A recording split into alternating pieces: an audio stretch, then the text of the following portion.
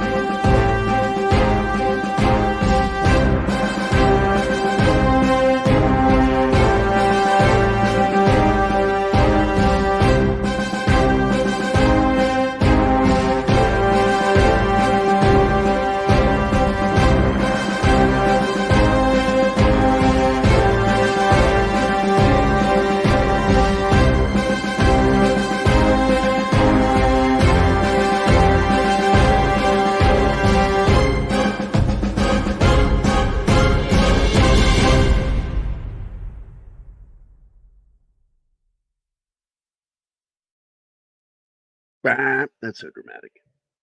Bah, bah, bah, bah. Bah, bah, bah. Bah, bah, bah. I like it. I'm gonna switch it over. All the shows need to open with that theme, and I just haven't had a chance to do this one yet. Um, Probably do a whole new intro. And but this is Pop Culture Minefield, and we do shows. And our Monday show is Military Monday, which usually includes more than me, Martin. Yeah. Usually Anima is here, but Anima is at the veterinarian with her wonderful cat Loki. I'm hoping he's getting a good, clean bill of health today. And of course, Pope isn't here because he's probably recovering from a weekend of drinking. And you know what I love when he's talking? I can always hear the chaw when he puts a Yeah. bit lip, because you can always tell Cheek has a specific sound, and this one has a different sound too. And it's like the first thing I noticed, because I was in the military, man, and there's a lot of times there's no fucking smoking, so all those smokers turn to dip, and that sound of them slapping it, common sounds from the military. I remember. So, but I do want to take a moment to say happy birthday to some friends of mine. First of all, Patrick Orliff is an amazing comic book artist friend of mine. Then, of course, Jay Bagwell, who I've known since I was a boy, and Thomas Sloboda, I've known since I was a kid. I think we met in middle school. And Ashlyn Farmer is one of Zoe's best friends. And so all of them have birthdays. Ashlyn's the one I've told you about that lived with Zoe and me. She got dumped off for a sleepover and didn't leave for months. Oh. I kept like running into her in the house going, did you go home and come back? It's like, no. And the mom wouldn't leave money for food, so I've fed her for like the longest time. And Zoe thought it was funny, you know. And I got the most wonderful thing. I guess I should share that yesterday from my daughter, because yesterday, is Father's Day. I get Mother's Day and Yep. Father's Day because I raised her by myself. And here, I'll go ahead and share it with you. It's so sweet. Present, share screen. And she messaged me right after she posted. She said, "I hope you read my message to you, or I'm going to cry." I'm like, "Of course I'm going to read what you wrote." So she says, "Happy Father's Day, Poppy." Tagged me. "How you managed to take this adorable little mogwai and raise it into a full-fledged gremlin is beyond me, but at least I'm cute. Should have been watching those late night snacks, Dad. If you have a drink, please toast to the most lovable asshole, and one more drink for the asshole he brought into this world because you're thirsty." For a long time, my mom wasn't in my life. So Dad told me he pooped me out. I did not say in the toilet. I told her I just pooped her out. He was pregnant with me for 9 months and then pooped her out. That's what I told her. He almost had me convinced I was born with a tail too. It's true. And so many other things. I told her it was because we had storage up above the apartment we lived in. And I said, "Yeah, it's up in a crate in the attic. You didn't know about it? That I like, yeah, I kept your I didn't want to lose anything from you." She goes, "What kind of tail was that?" I said, "Prehensile, so you could hang like a monkey." If you say a thing with the most convincing voice, you can Mm. lie to a lot of people, and that's how I learned to pull pranks on people.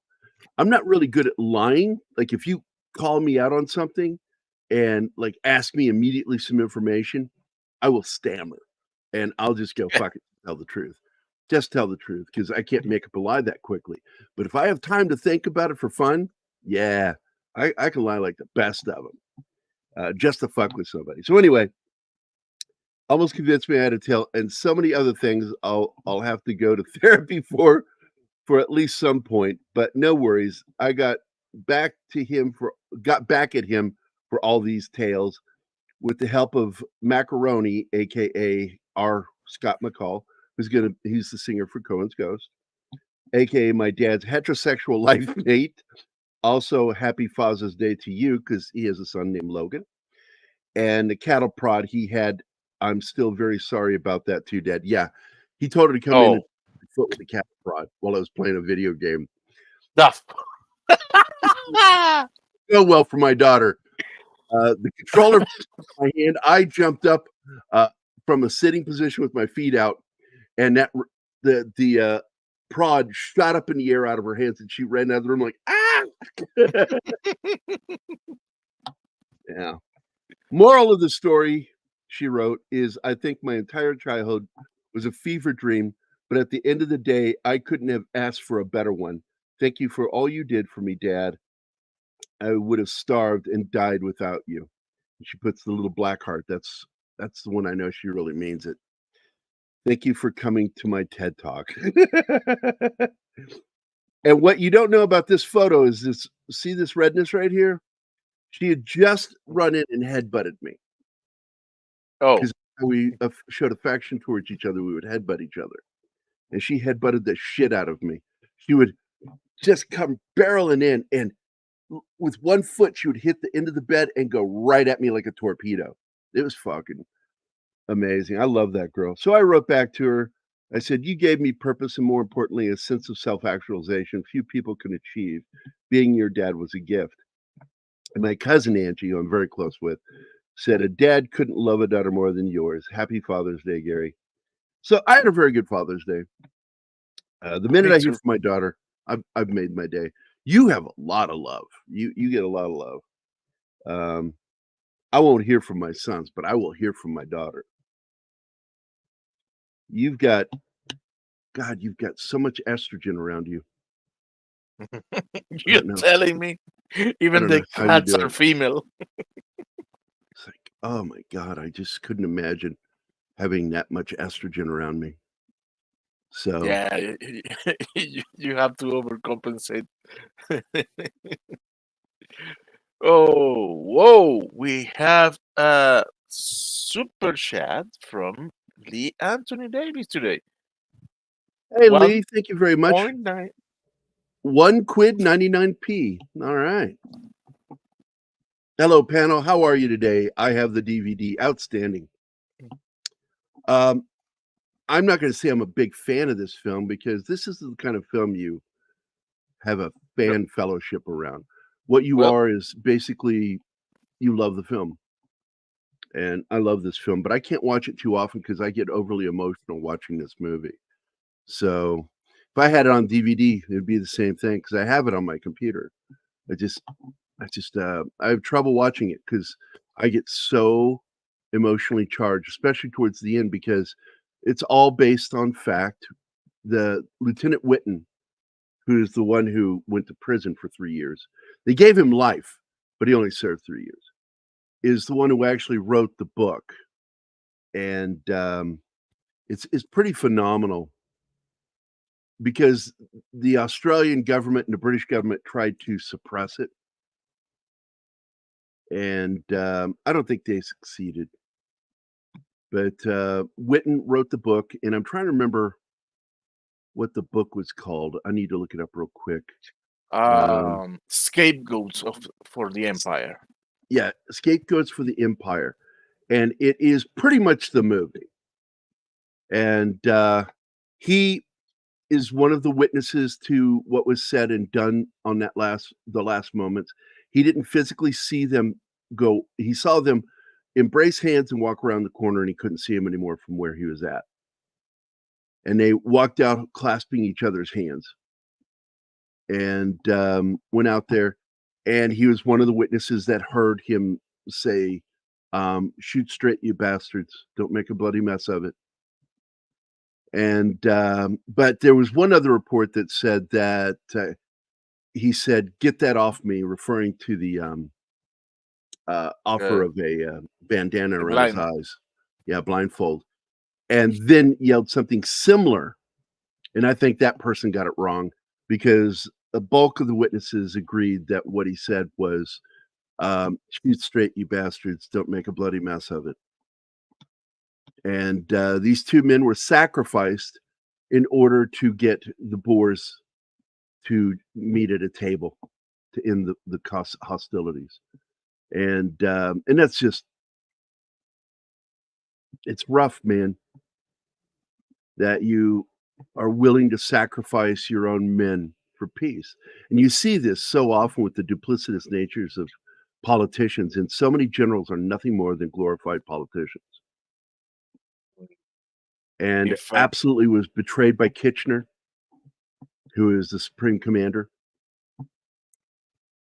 When the attorney called for a meeting with him, he is gone. He left. Oh, he won't be back for a week. It's like he did that deliberately. Yep. You know, you just get the worst human beings. What? One thing is sacrifice your people. But I think one entirely different thing is not only sacrifice, but lie to outright lie in the process. Yeah, because that court, if you watch that scene, they lie over and over and over again. And no matter how much truth, and I told her, I said, this is a mixture of a drumhead trial and a kangaroo court. Yeah. Because they went in there already convicting these guys. Now, what they had expected initially, towards the end, that they were all going to get life sentences, that their order of executions would be stayed, and they would be given life in prison. But not the case. It was not commuted, and that's why Morant and Hancock had to go out and face the firing squads. And the irony of this is that the Scottish Guard that shot them were the same ones that offered to sweep them away at night so they could escape. And then they'd go out the next morning and shoot them. Just fuck, man. Yeah, this film just tears me up. So let's say good morning to all our friends here. We got Andy Morrow, of course, is here. Good morning, Andy. D. Bud Martin, good morning, my friend. Lee Anthony Davis, thanks for your super chat, sorry. And who else is here? That's it right now. Good morning, guys. I hope everybody's having a cheerful, wonderful morning. It's already afternoon in England. And it's tomorrow in Australia for anybody watching from Australia. Brett Cohen, who used to watch us all the time, I miss him. I catch him over on other channels now. I'm like, where are you, dude? I miss you. He goes, I miss you too. Just my work schedule. I'm like, oh man, fuck. I miss having Brett Cohen. Brett Cohen, mate. Good eye. And one more time before I go, happy birthday to my friends. And I plan to have Patrick Orliff on as a guest because he is an incredible fucking artist, dude. I shit you not. Incredible. So, Anima's still not here. Haven't gotten word yet on what's going on with Loki. I'm expecting good news. Haven't heard from Pope yet at all either. I should have have a direct line to him and make my have him make my ringer like Reveille, wake his ass up in the morning, or the sound of a trash can with a baton. You're such a lovely human being. Man, you do that to me. Oh, I don't know. I don't know what would happen. I remember that. It's drop your cocks, pick up your socks, or put on your socks. Oh my. I remember joking with one of the guys I was with. I said, "Man, they really know us, don't they?" Man, Oh man, it was so refreshing seeing Edward Woodward so young because I the first time I saw him was in the Equalizer and he was older by that time. not by much. Yeah, but the difference is I believe they dyed his hair for this film because he was already getting close to 50. And he was only a handful of years away from having a heart attack. He had that while he was making Equalizer, which is why I think it he was wasn't in. third season between the third and the fourth one. I think was the moment that he has his heart attack. He had it in the second or third season because it was in 87. Yeah, he had the heart attack in 87. And so that's only like a handful of years after this movie. Yeah. And but I think they dyed his hair for this movie because he's one of those guys that actually started prematurely graying. And in order to play this part, they needed to dye his hair. And when he dyed his hair, it makes him look so much younger. He really, to be honest with you, when you watch him in we can get some news on Loki now. Hello. Yeah. Sorry, I'm late. Don't No, it's worry. all right. What happened? What's the word? The spot on his face got so much worse overnight, so I decided to take him in to have it looked at. And it's not ringworm, it's a bacterial infection. So he got shots for that. We might have to do another round of antibiotics in 2 weeks if it's not improved. Yeah. So not ringworm. Stop fucking around like that. What is going on with him, man? Okay, he must so have picked it up at the hospital last week. That's my theory. He just jumped on my leg.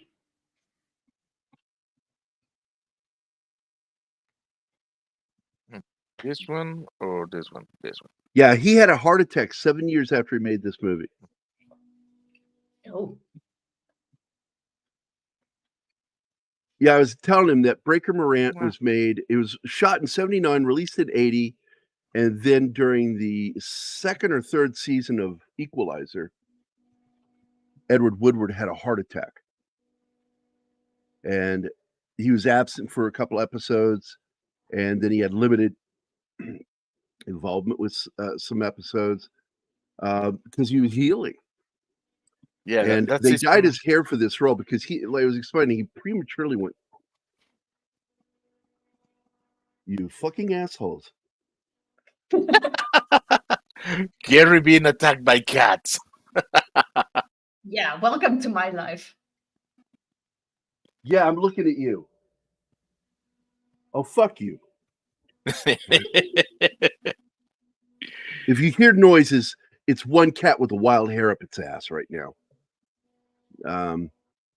That's your future, Gerry. Once we move in with you, you'll have Rocket Kitty around.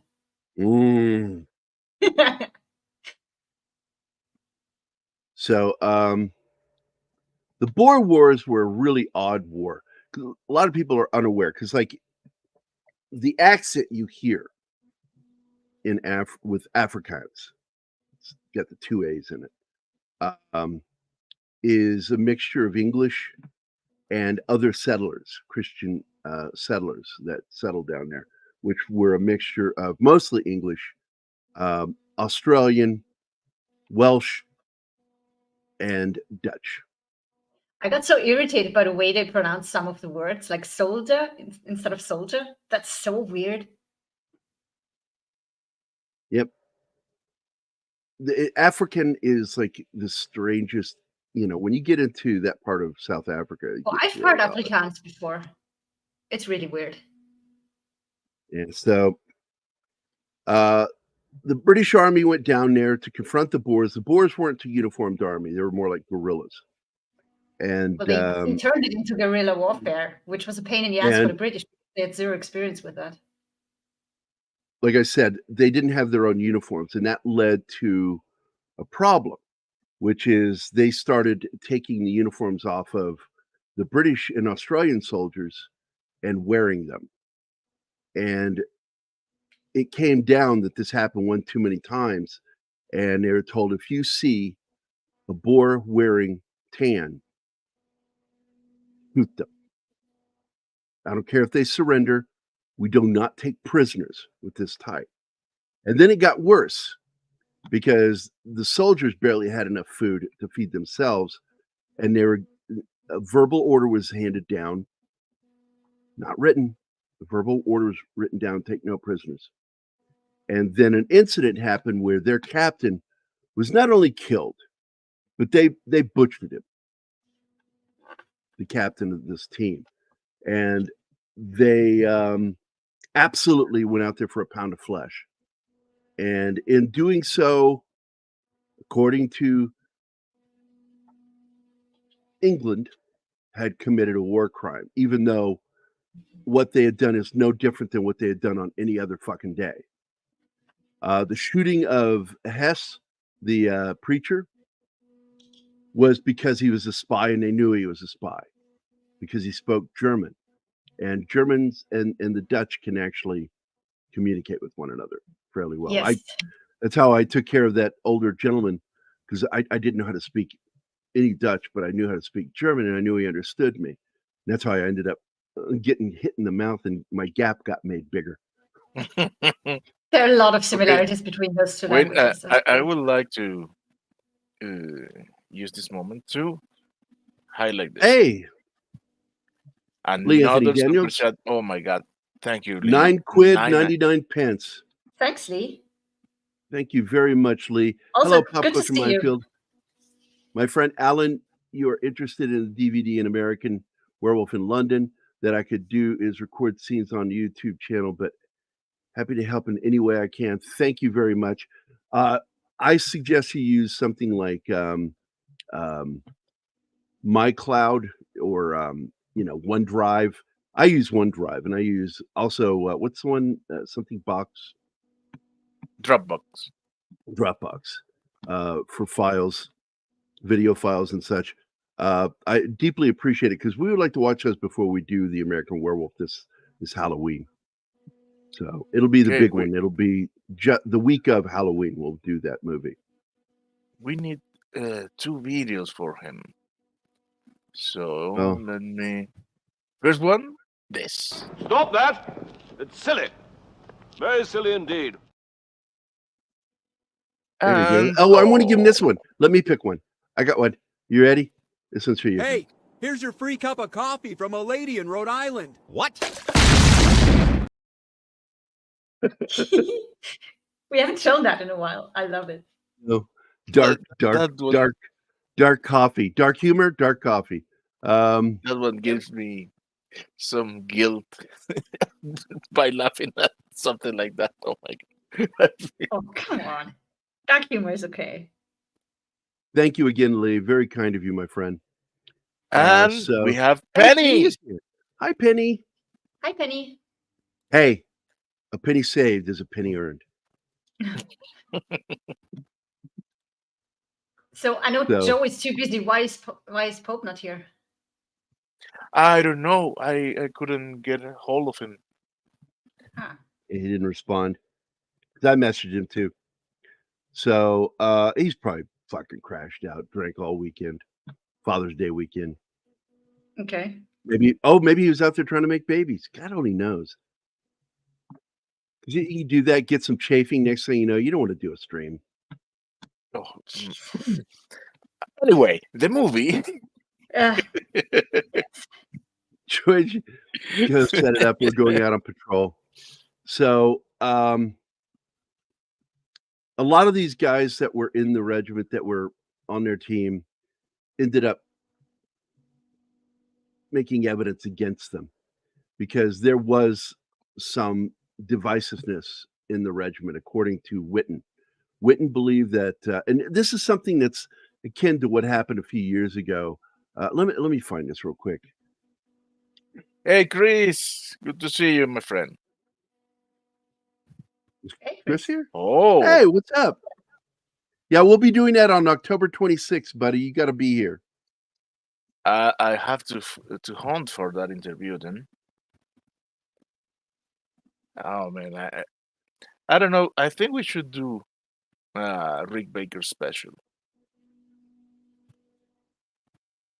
We definitely Well, got to show some of the stuff that he did.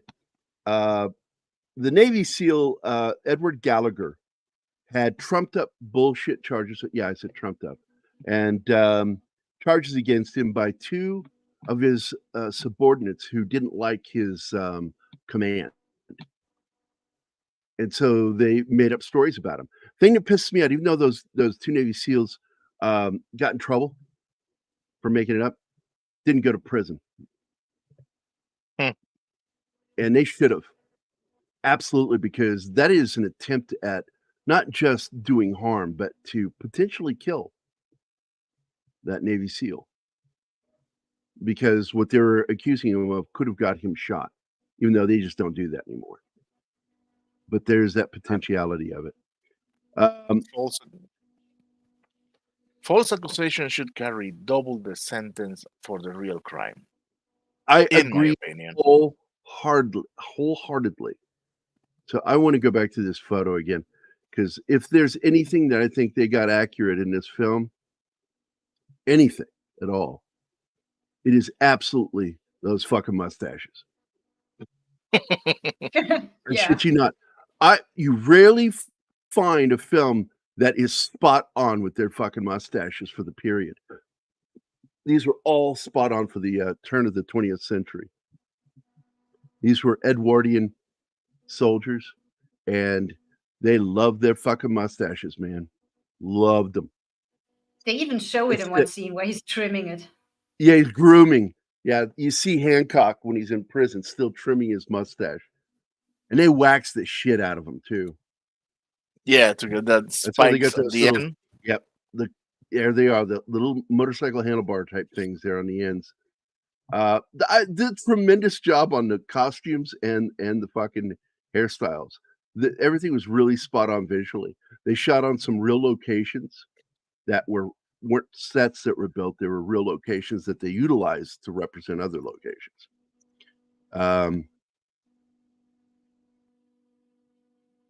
Yeah, I've watched that. In fact, I'm talking to this one right here. The Joe Rogan interview is one that I've watched, but I didn't want to. Anima had already watched about an hour and a half worth of behind the scenes footage, and I didn't want to inundate her with that fucking interview. But it is an amazing interview with Rick Baker, talking about the work he did on An American Werewolf in London. Yeah, we watched a lot of stuff on that last week. It was interesting, though. Absolutely. If subordinates fucking make allegations and those allegations are proven to be false, they should fucking do time. Now, that's Witten right there. Witten is the other one. It's the three of them that are having charges against them. Both he and Brian are lieutenants, and Brian plays a part of Hancock. And by the way, that is not like Hancock. It is Handcock. And I'm just like, man, I would not want to have that fucking name. And still he's a hero in Australia. My favorite jokes in the Repossessed movie. It was a parody of the Exorcist film.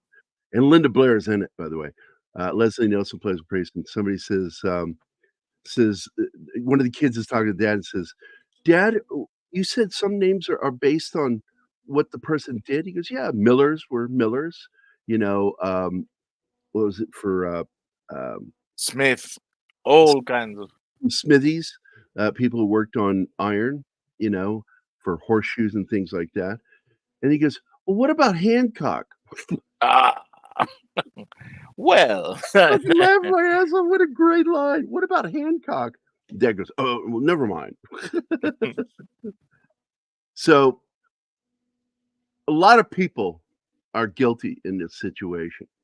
In fact, we get to see one of the guys, it turns evidence against them, being one of them that volunteers and runs up and grabs a rifle to shoot one of the boards.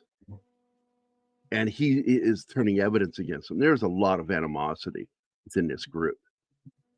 Resentment. Young lady, can you pull your dress down? Up.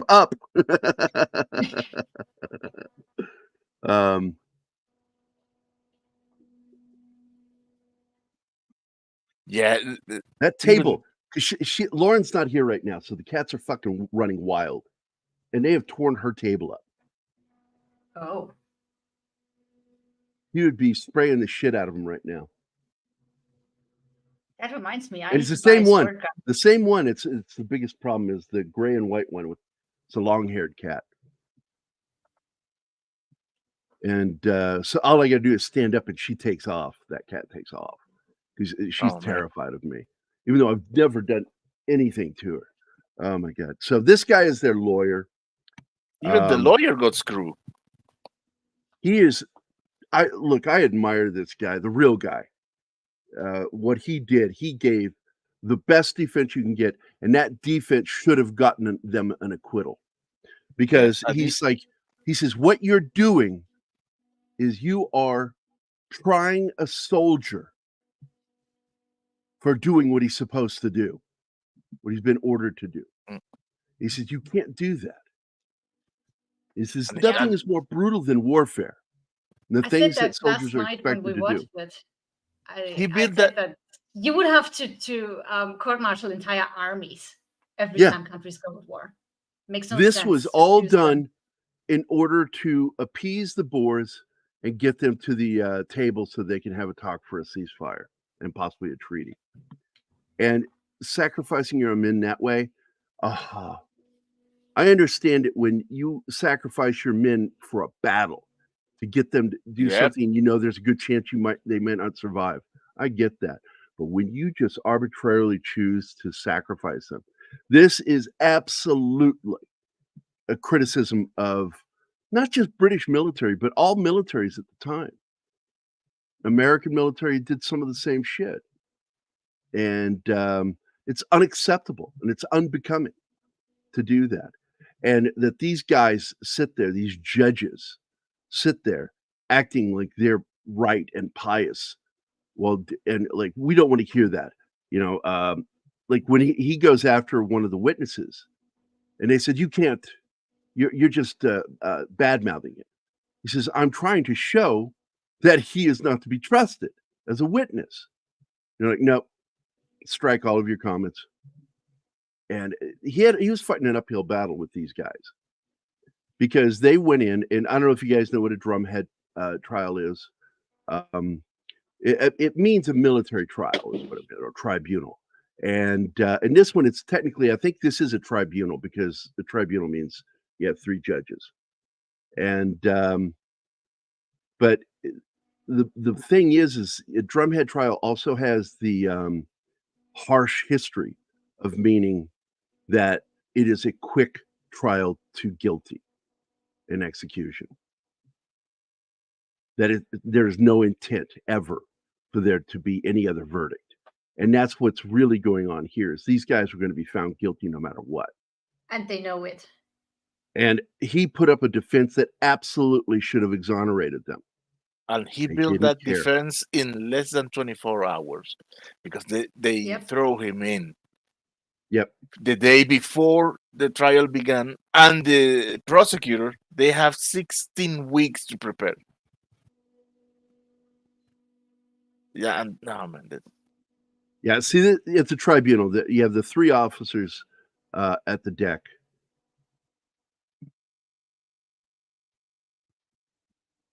The late Edward Wooder, who played Lieutenant Harry Breaker, also nicknamed Breaker Morant, was married to Michelle Dortis, who played Frank Spencer's wife, in Some Others Do Have 'Em.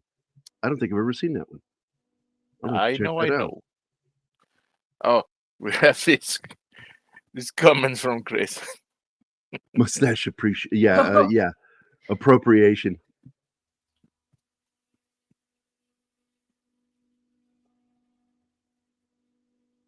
And I do think it's funny that Edward Woodward is not Australian, but he's playing an Australian here. Brian Brown, this was really his introduction to the American audience.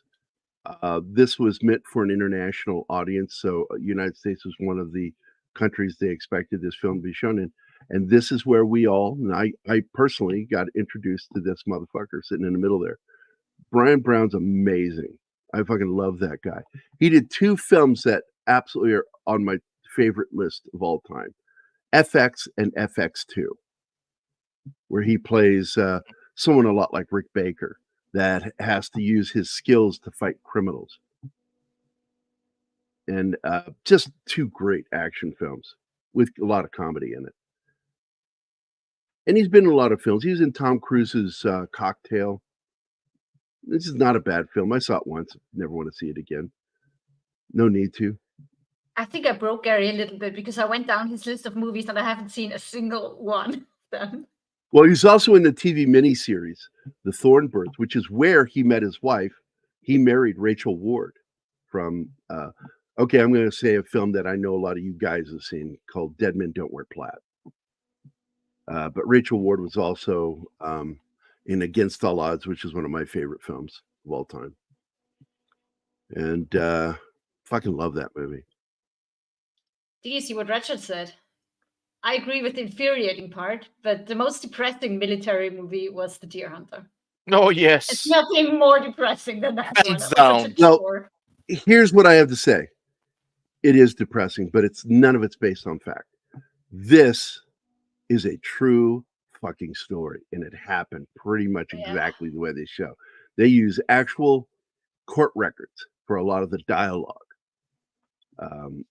It's this one I find more depressing because it really fucking happened. This guy is such a fucking asshole right here.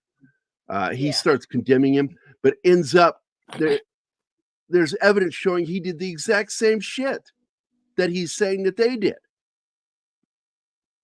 And in fact, the lawyer confronts him and says, "Do you still do that? Put the Boer soldiers in wagons out in the open still?" He's like, "Yes." He's condemning him for it. This is absolutely a drumhead trial. What they didn't expect was to get a fucking lawyer who gave a shit to fight for him. Oh, he gave his all. He really thought he could turn this around. Really? I didn't know that, Chris.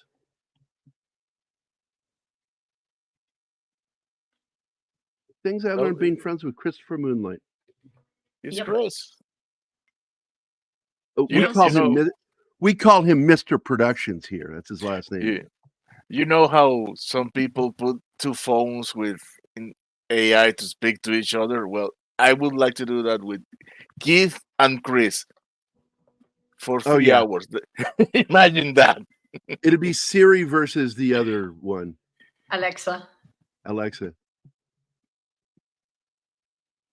Did you know that on 27th of April, 1982, they concluded shooting Star Trek Wrath of Khan?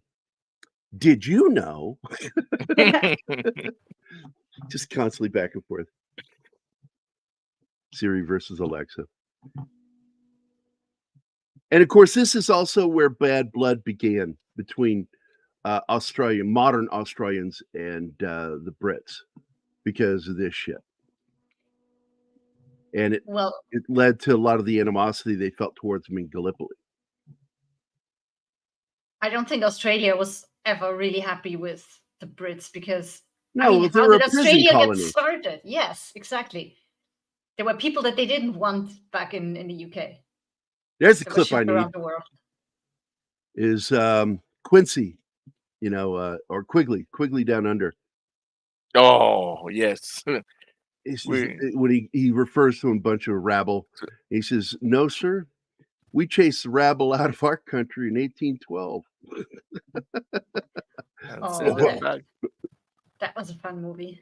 Did we talk about Now- that on a show? Yes. I do want to point out, by the way, Edward Woodward's character, having an English accent, is often mistaken for British with Australian soldiers at the time, usually officers, because they had what's referred to as a posh Australian accent. And it gets mistaken for an English accent, and that's why you can get away with Edward Woodward playing this. And he was born right outside London.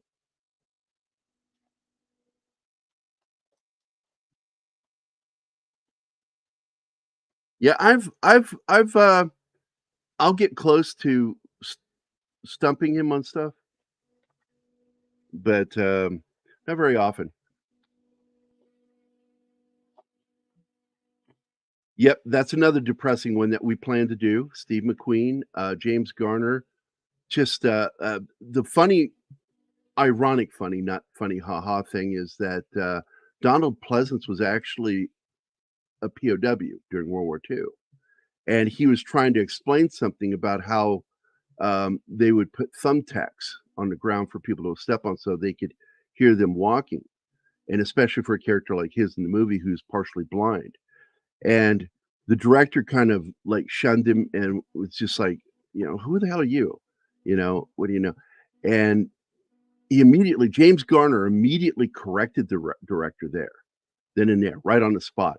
But then later, Charles Bronson confronted the director, and nobody knows exactly what was said, but from that point forward, the director always turned to Donald Pleasance for, is this accurate? So he became sort of the on-set technical advisor for what life was like in a POW camp. And I've always wanted to know what fucking Bronson said to him. Always have, because I know he probably threatened to beat the shit out of him if he ever talked to him like that again. I love the movie, The Man from Snowy River, but I haven't seen that since the 80s, dude. I'm going to have to pull that out. Watch me a copy of that. It is a good movie. Look, every single actor in this had great acting careers. Edward Woodward would go on within a couple of years, would get the role. And basically, the show The Equalizer is kind of a spin-off of the show he did over in the UK, and I forget the name of it. He played a very similar character, like The Equalizer. And so they took the idea and played with it, and they said, let's bring Edward Woodward, because he already kind of played this character. And so he came over, auditioned for the part, and got it. And sadly, like within 7 years of this movie, he had his first heart attack. That's sad. Which again, I explained the other day, the difference between a heart attack and having a cardiac event or cardiac arrest. Cardiac arrest or cardiac event is because something electrical has happened. A heart attack is when a part of the heart dies because something was encoded to happen. You are coded to have only so many heartbeats in this lifetime. And that's a scary thought. The scariest proof of that was Jim Fix. If you don't know the story, look it up. Jim Fix died in the middle of a fucking interview with I forget his name again.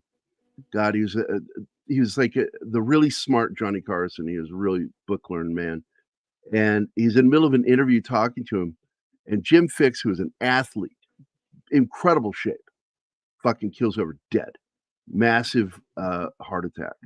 The Widowmaker. There was no bringing him back. Wow. And so we're lucky we got more years. We got one more film out of him before he died. We got to see a little film called Hot Fuzz, which is one of my favorite buddy cop movies ever made. From the same team that brought you Shaun of the Dead. Dirty Dozen, loosely based on a group of airborne rangers, but absolutely. What they did is they took the thing that I think it was a Japanese that said that the Marines were all a bunch of convicted murderers and arpists. And the Japanese didn't know what to make of the Marines. They were terrified of them. And so they took that little story and they mixed it in with the real Ranger guys that they were named over, which was actually the Dirty 13. And they came up with the idea, Dirty Dozen. And, you know, we're gonna do that film too, by the way. It's on the list. I fucking love that movie. But again, the thing that sucks about this war here, like you're getting ready to see them go out again, is they're fighting an enemy that's guerrillas. It's pure guerrilla warfare. And these are Because locals. they had no choice. They're farmers, and they didn't have uniforms. So you've got uniformed soldiers fighting civilians is really what you've got. And this is that scene where that guy runs up there. See the guy that doesn't have a uniform on? He ends up trying to give evidence against him later. And he's the one who volunteered to go up there and shoot this guy.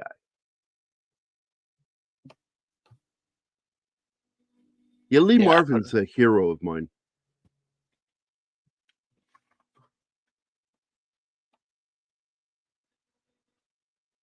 Now, what they do in this film, as far as prosecution goes, is they prove just how fucking ugly warfare is. And it's brutal. And it's not stuff that you want to talk about around the dinner table with the family. Things that are done. And they didn't even show us the concentration camps that they had. Because most casualties in that war died of hunger and disease in those camps. They had no care, no food. They were starving themselves half the time. The soldiers were. So how are they going to feed these people?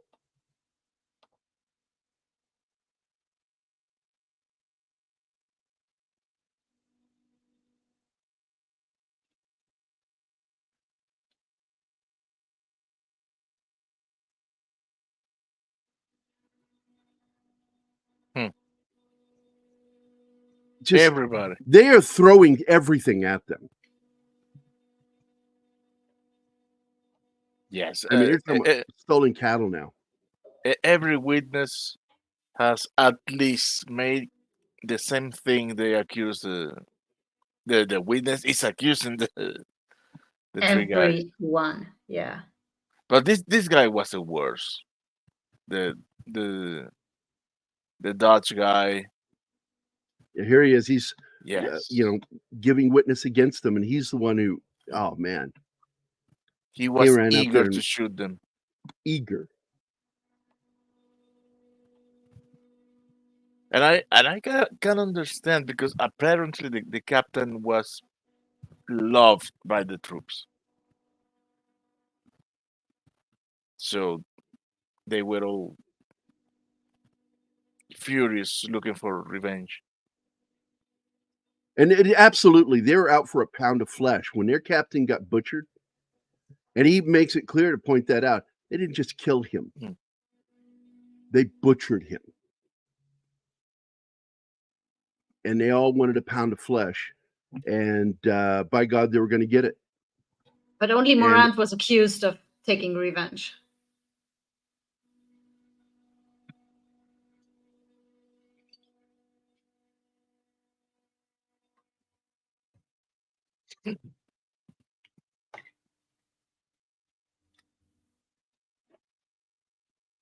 I knew nothing of such orders. You lying prick. And And that's the problem. The only person, person who could be a witness to them being given this orders is dead. The captain. And this is why orders should always be given in writing and not just verbally.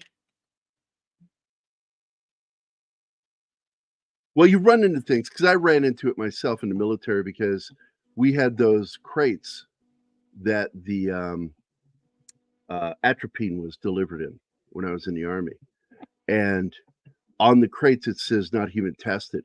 And we were told to remove the individual boxes from the crates and leave the crates behind, and not to say anything about the crates. We were told, do not speak of these crates. And we're like, what you're telling us is we have to give this atropine to our soldiers and not tell them that you are the human guinea pigs for this atropine.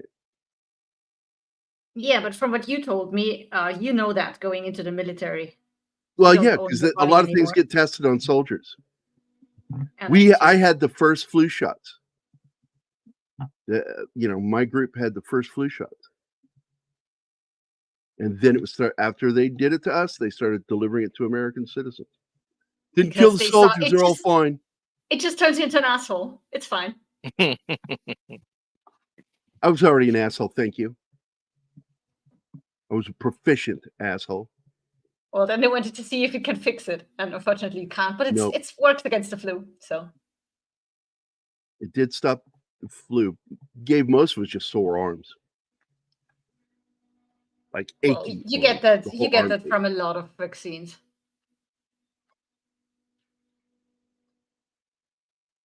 I hate getting the tetanus shot because I can't use my arm for the rest of the day. Yeah, but I'd rather have that than lockjaw. Oh, Yeah. Jesus, yeah. And by the way, the Vindicated website, the official website, has the poem from this film that he uses from Lord Byron. And that famous poem is, "To do good to mankind is a chivalrous plan, and is always and nobly requited. Then battle for freedom whenever you can, and if not shot or hanged, you'll be knighted." Which is so fitting to this film. Mm-hmm.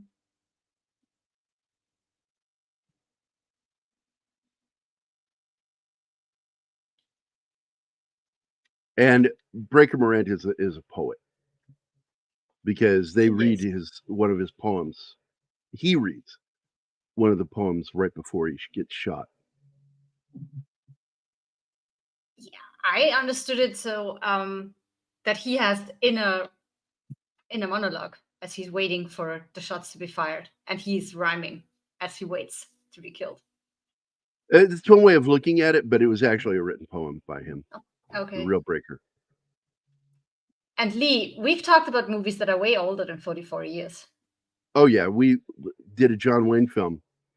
That was the first World War II film made by America. Yes. Flying Tigers. If it's a good film, I will consider doing it.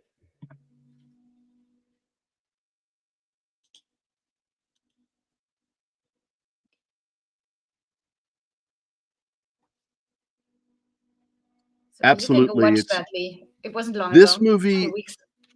is as good today as it was when it came out.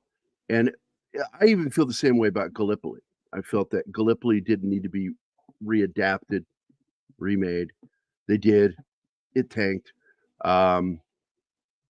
Because these were really well done and spot on for the time, and not focusing on today's attitudes. When you make a film for today's audience and try to cater it to the audience, you lose the history.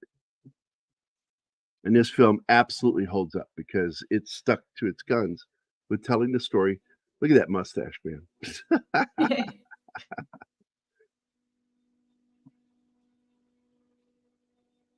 And he's another guilty one right there.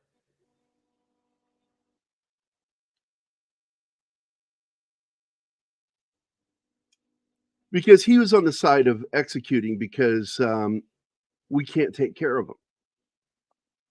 We can't take him prisoner. What are we going to do with it?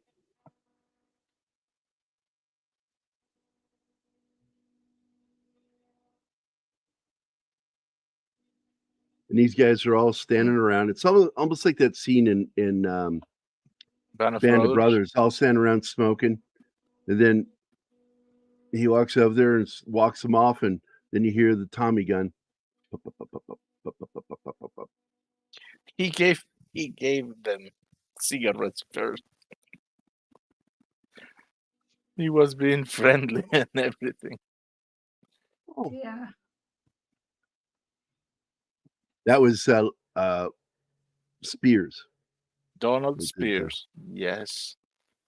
And he said later, and others said, yes, he really did. He took him and shot him. He says, I'm not ashamed. I did what I was told to do. And I believed it was the right thing to do. Just following orders. Well, he's more or less condemning them for following their orders, is what he was doing. The Krauts. We called them the Huns in World War One. We call them the Krauts and the Gerrys in World War Two.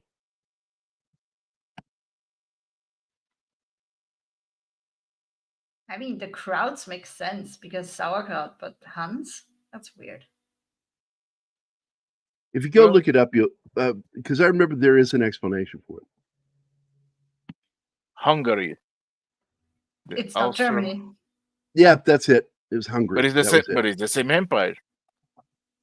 It was the Hungarian. Was. Yeah, the Austro-Hungarian Empire. Fuck that mustache. I didn't Look think at that that was mustache. so relevant. It was relevant enough. That's what my grandfather called him when he told me Hmm. stories. It's goddamn Huns. Them sons of bitches. Because my grandpa would say that, sons of bitches. Because it was plural. It's plural. It's not like bad grammar, it's plural. Them sons of bitches. I've always said that. Always I- makes me think of Dawn when I hear that. I wish I you would do was- shows with us. Oh, exciting news. Thank you for saying Dawn. So we had our meeting on Sunday, and I dug my heels in a little bit going, I said, Dawn, look, most of the people I know is because of you. So you already know the people I know. I said, I'm not sure exactly. I said, I'm good at coming up with ideas. I don't know how I'm going to come up with good guests, but I'm going to work on it. And so I reached out and I said, I'm going to look out beyond UFO stuff and go for paranormal because I know people in Missouri who do paranormal research. Then I just fumbled over something and I said something to Don about it. I said, well, you know, I'm friends with Doomcock, right? Yeah. Oh, He says, Oh, tell that son of a bitch hi from me. I love that guy. Because he's done 2 shows with him. So I really liked him. Very energetic, loves ufology. And I went, yeah, I will. So I said hi to him. I said, hey, Doomcock, just letting you know, I'm co-host with Don Ecker on Dark Matters Radio. And he wanted me to tell you hi for him. And he got all excited, wrote me back and said, Hal, tell Don hi from me. I love that guy. I went, man, me too. He's one of my closest friends. And he goes, he's wow. coming on as a guest. And I said, you know what? You ought to come on the show with Don. I bet he would enjoy that. He goes, oh, hell yeah, I do that in a heartbeat. Won't show up to my fucking birthday, but you'll go on Don Ecker's show, you motherfucker. I'm just kidding. I don't care. So I messaged Don, and I'm basically like talking to both of them at the same time, like windshield wipers, you know? And so he's going to be our guest on July 1st on Dark Nice. Matters Radio. That is so cool. so has Don been on Doomcock's show? I had no idea. He went on a stream with Doomcock and Gary Beekler. Oh, And then they were to come onto a stream with him on his radio show. And Beekler chickened out or something because Don was not happy about what his answer was. And so, but Doomcock fucking relished the idea and he jumped on with him. And because of that, he took a real shine to Doomcock. He really liked him. And he is an exuberant guest with him if you ever listen to that radio interview. So that's the interview, more of just discussion on ufology. And so Don has a real like for Doomcock. He thinks he's funny as hell too. So So that's they happening both- July 1st. they both are funny It's in as 2 hell. weeks. I'm looking forward to that. Fuck work on Tuesday. I'm going to stay up and listen.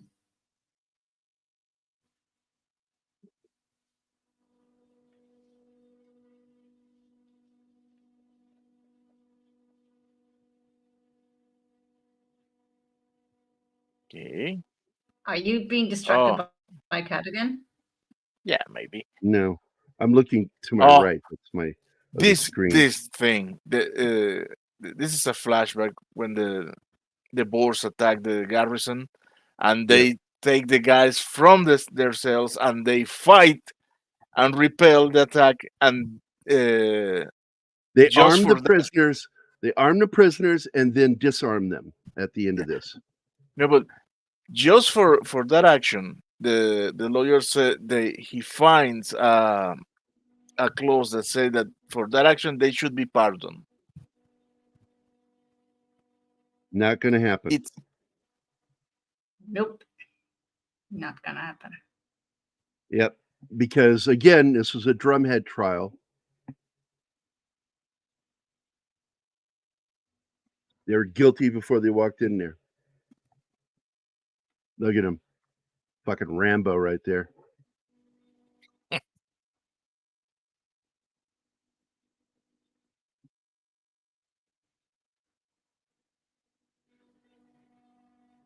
Absolutely, I agree with the actors. I meant to say something when you popped it up a second ago, that each one of these actors don't look exactly like the real person, but they really captured the look of the real person.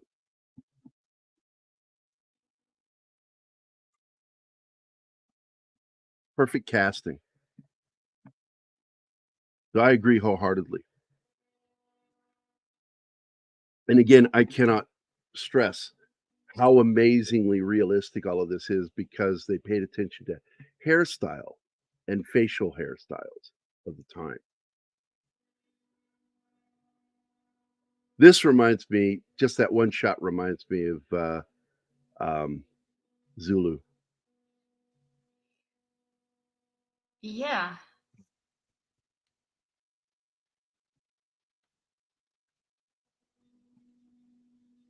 And that we're talking about a difference of about 15 years, 20 years.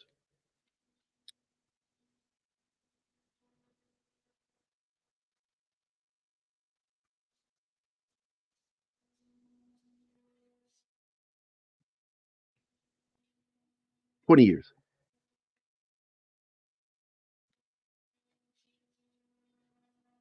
And in the Boer Wars, you had a lot of veterans of the Zulu War who were in command. And this is one of the concentration camps. I did not really know about the Boer Wars. I had to read up on that. Yeah, there are two Boer Wars. Now you'll see that this is what one of the prison camps or concentration camps.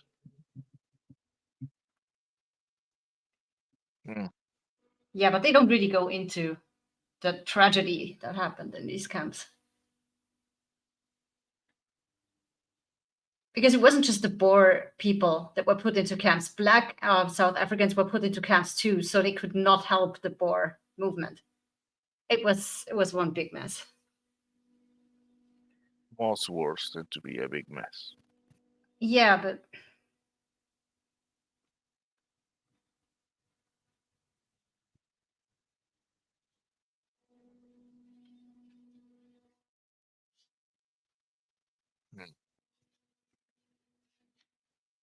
we never really covered that at school in history.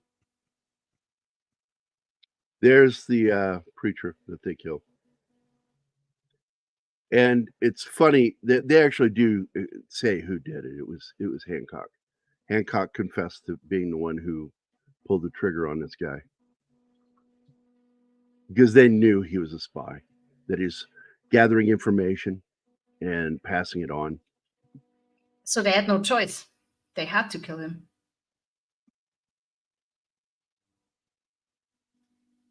Yeah, but the Germans weren't too keen. Did you say about yabba dabba? No, I say yeah, but the Germans. It sounded like you weren't said too yabba keen. dabba. Oh, I say that when I'm celebrating. I say the whole line, yabba dabba doo. Yabba doo. Or do it like the robot Fred Flintstone. Yabba dabba Dabba doo. doo. Okay, I know Martin is as big a Flintstone fan as me because he got that. And by the way, a lot of fans didn't like The Great Gazoo. I fucking love The Great Gazoo. Harvey Korman. I love that voice. I wasn't in the ropes. Didn't like him.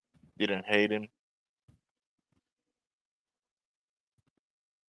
What I hated was the later series, Pebbles and Bam Bam.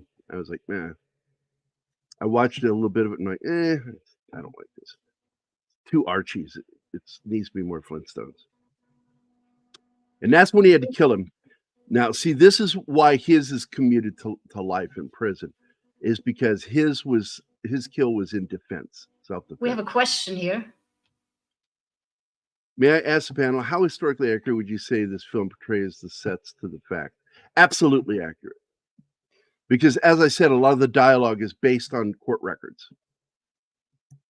They tried to adhere to it, and they also, again, paid attention to Witten's book. And I absolutely know he nailed it. He nailed the British on that they were guilty of everything he said, that they were scapegoats. Yes. That his two friends were murdered in order to get peace. I did some reading in And the to waiting room. sacrifice your I men would that say it's way- very accurate too. To sacrifice your men that way absolutely is cowardly in my book. This movie needed to be made, and the book needed to be written. And I highly recommend it. They do have copies of it still, to my knowledge. It was published in 1902, but was suppressed by both the Australian and British governments at the time, so it was hard to find copies. But it has been reprinted. Plus, there was another book written about the events of Break Morant in 1973. And I'm pulling these numbers out of my ass because I just remember reading about them. And I do believe that book is also still available. But the book to read is the book by Witten, who was there. He bore witness to everything, that the events that led to the trial and the events of the trial and the aftermath of the trial, and which he was sent to prison for life, but he was commuted to after 3 years. It was freed. But he was pissed when he got out. And I'm not kidding you. He was angry. Of course he was. I kind of like the first one with Rick Moranis and John Goodman. Rosie was a stretch as Betty. But my God, Elizabeth Perkins as Wilma. Nailed it. I enjoyed the first one. But there was a lawsuit because Mel Blanc was not credited as the voice of Dino. And instead, in the credits, it said that Dino was voiced by himself. Not true. That was Mel Blanc. And he won the lawsuit.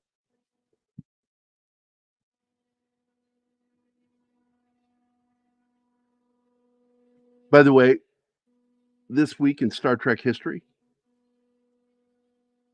Yoko Ono nearly killed the cast of Star Trek.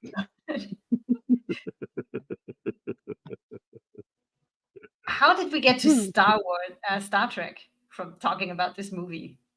Because I had the meme and I all wanted to use roads it. lead to Star Trek. Yeah, and it's fucking You 80s know that. theater. Now, Gerry, tell us Well, once how again, you really feel it's about the Yoko. holy trinity of characters. You got 3 characters in this movie, 3 main characters, just like Star Trek. It works. By the way, I do love this artwork. That's a beautiful painting right there. Yes. But they turned the logo green, so it's hard to read on the movie poster, which is why I made it red, so you can actually fucking read it.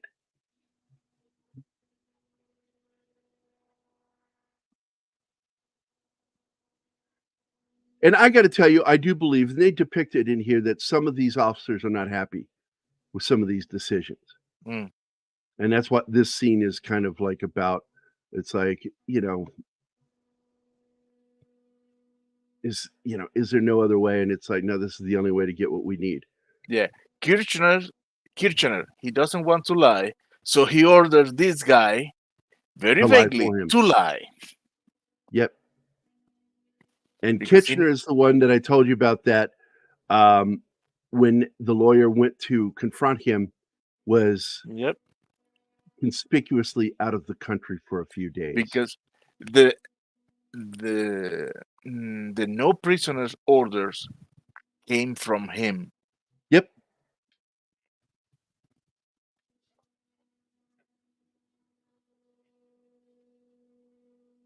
So he's telling this one to say that to imply that he didn't give that order. But it's very vaguely because this guy asked, I don't know what to say, and he says, "Yes, I think you know what to say," which mainly is deny everything.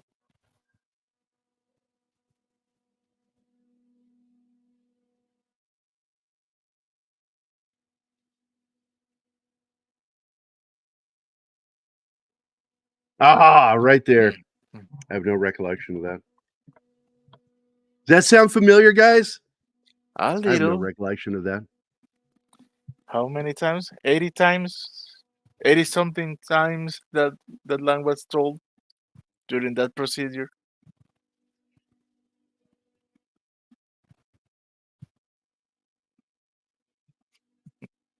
My favorite episode is not the cage, but when the cage got mixed in with the new crew and they did the menagerie part 1 and 2. I love that. That Gene Roddenberry recycled an unused pilot. Oh, where were we? I tried to pause it. It's just a bit confusing because of the uniforms.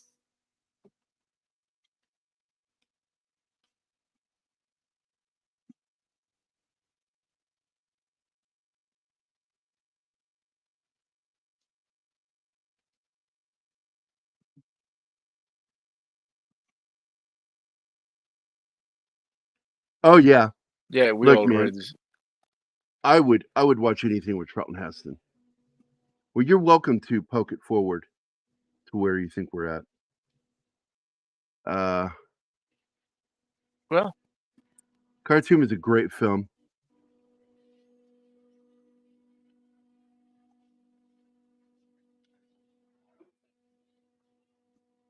And the lawyer absolutely just right on it.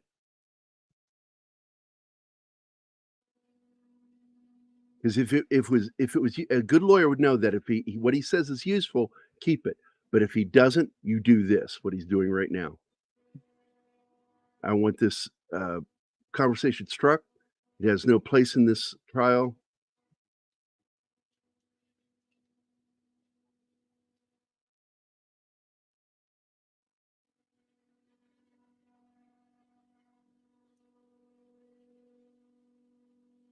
Yeah, Cartoon is a film I wouldn't mind doing sometime. I also want to do the Boxer Rebellion film that Heston was in. Forget the name. 50 Days in Peking, I think was the name of it. don't know. And I do have it. I have it on my computer. It's one of my favorite movies because that's the story where Dan Daly got his first Silver Star for standing that wall with a non-sniper rifle and killing hundreds of fucking boxers defending the wall of the international city. He killed hundreds. To do something like that and not come out insane. Oh, here he is trimming that mustache. Yeah.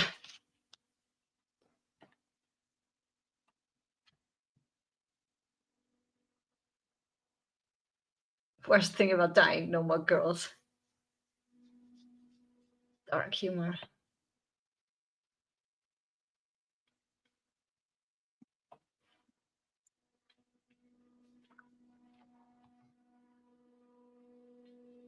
Yes, at this point, well, we in the movie we never saw Hancock telling the truth to the lawyer.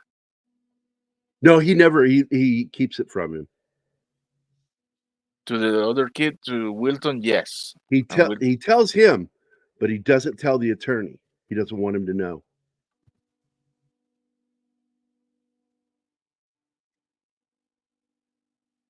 Okay, yes. 55 Days in Baking.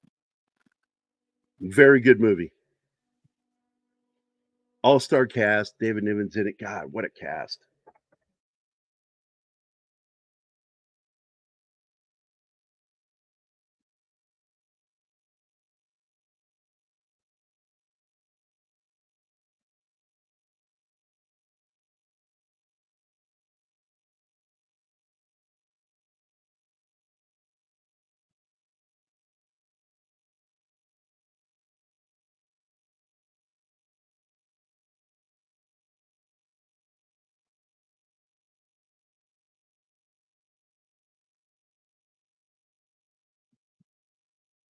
Yeah, this is where the film starts to unfold a little bit more of what happened. But it isn't really until the final act that you learn certain things that happen, what really happened.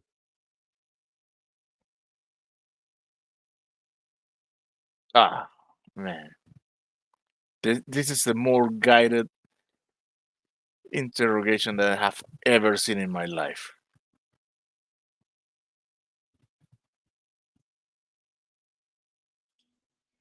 It just gets harder to watch. Well, the good thing is, you know, we're in the wind down of the film. So it's nearly over. Yeah, but some of these guys, you just want to jump into the TV and slap them across the Yep. face. Well, some of this to me is gut wrenching. Yeah. Anima saw it. I start crying during the last act. I didn't It's see just- it, but I could tell.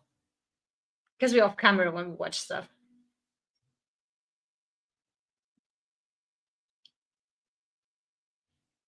I was actually on camera for a lot of that.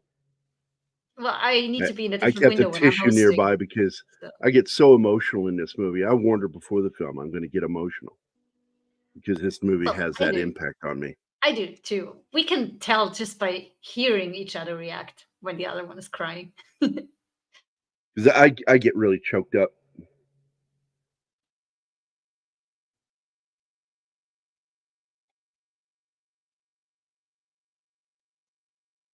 What I like about, you know, Morant is that he's a soldier's soldier.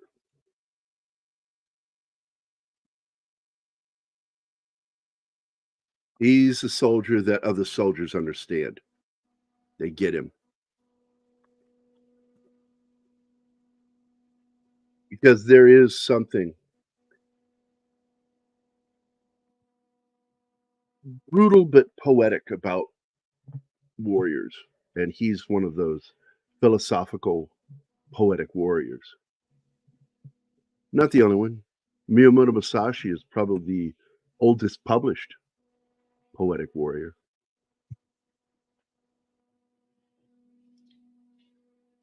Too Late the Hero, yes. Cliff Robertson.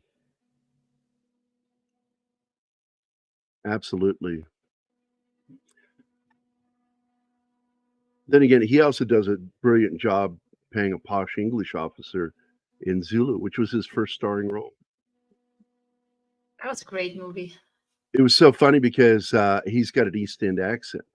You can still hear it. I hear it when he's talking. But they said, if you can't pull off a posh English, we're not going to hire you. And so he fucking did like the best posh English he had ever done in his life to get that part because he knew he needed it. Yeah, 55 Days in Peking's a great movie. I guess that's now, added to the list now. I will tell you that a lot of those films are not historically as accurate as this movie. This movie is pretty. This is a courtroom drama film surrounded by warfare, all about warfare. In fact, what's on trial here is warfare. And the men who wage war are finding those that they send to fight the war guilty of doing what they were told to do. That's the insanity of this movie. It really is insane. Tim is here. Oh do it, Tim. boy. Do Oh it. boy. Do it now. We have to do it. By what name are you known? There are some who call me Tim. There we go. And this is just 7 years before his heart attack. It was only 5 years from The Equalizer. But he was in his 1987, so I think it might have been second, third season, depending on what part of the year it was, but he had the heart attack in 87. So 7 years after this movie, he had a heart attack. How old was he? His hair is dyed in this movie. Oh, yeah, you can tell. How old was he when he had that heart attack? Well, I don't automatically know. I got to do the math. He's born in 30. So in 87, he would have been 47 years old. Man, that's young for a heart attack. 57 years old. Okay. And I do want to show you this real quick. Pause this. Present your screen. I swear to God, he looks like Phil Collins here.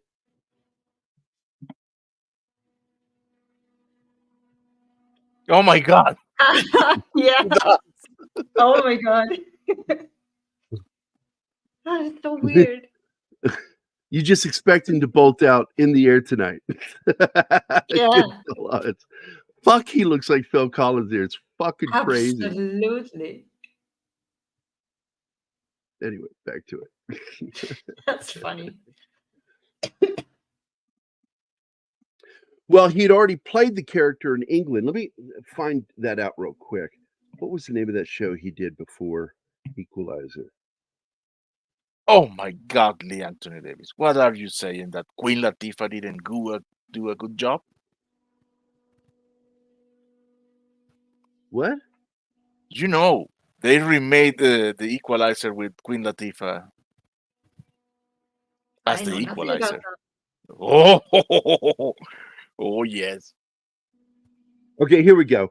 Memories of Manon was a character he had played previously in Great Britain. And Manon, there is a video that was put out in 88 called The Equalizer, The Mystery of Manon.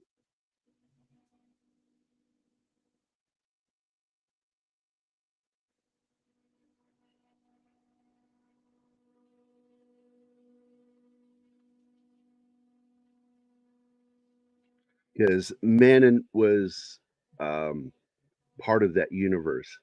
And I'm thinking that was, I'm double checking. Later child, the final option, the appointment, love is forever, Arthur's King, champions.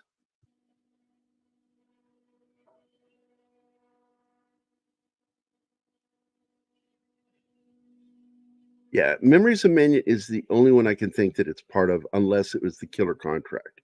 But there was a character that was basically evolved into Robert McCall for that series, The Equalizer.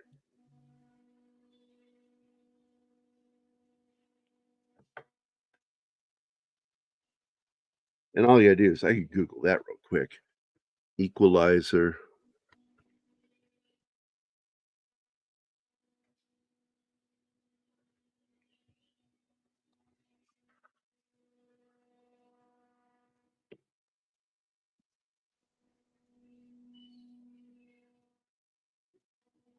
Yeah, Lee, that's what we do. Thanks for appreciating that. Every time we can. Because you have to do it. Well, we don't just want to talk about the movie. We want you to maybe learn a thing or two. We love trivia and historical background, so we're weird. No, you're weird. Gee, I'm with Gerry for almost 2 years now. Of course I am. Need to get What's my that? head checked.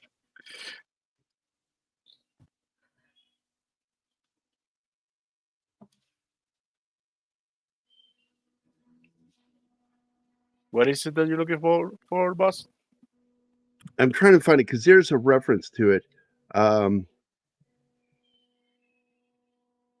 Edward Woodward.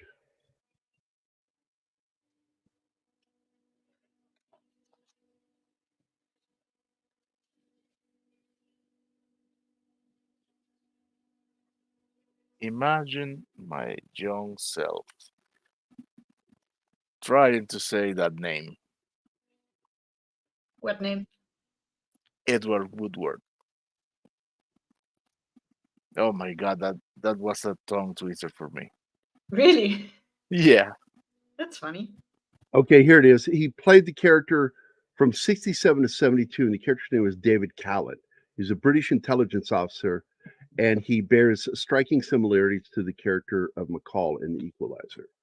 And many have surmised that that it is the same character. It's sort of like The Prisoner is Secret Agent Man. Huh.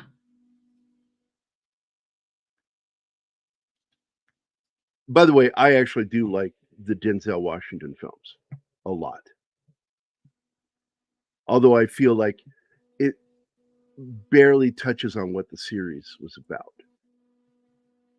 But he still helps other people, and I like that. Sort of a Robin Hood.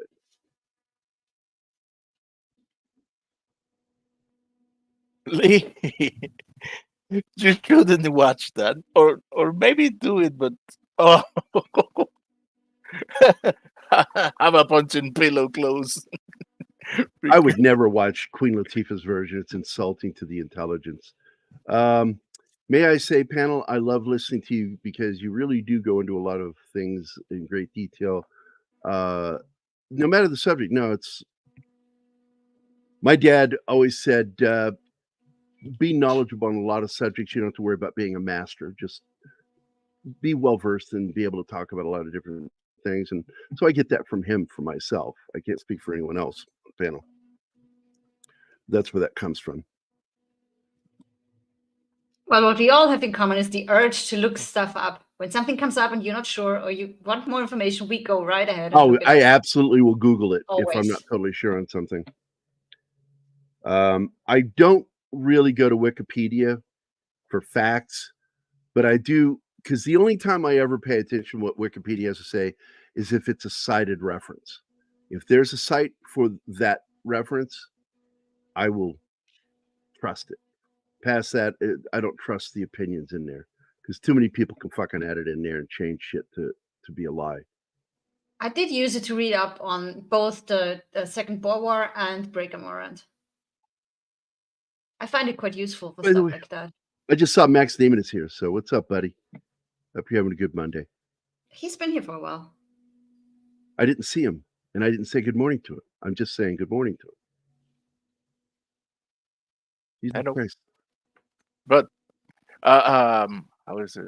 Fun fact. You answered his question, but I noticed that you didn't refer him by name. So I go, he Yeah, you did. about the Flintstones movies. Yeah. Oh, that was it. Max Damon to ask that question? Yeah, Yes. I missed seeing who said. I just saw I just read what it said. Squirrel. That's funny.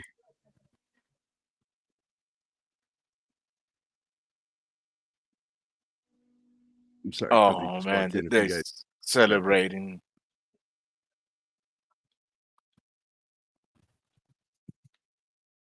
Celebrating that they are going to be acquitted of one of the charges, and then mostly they will have just to face a couple of years in prison. That's what they are saying them the night before.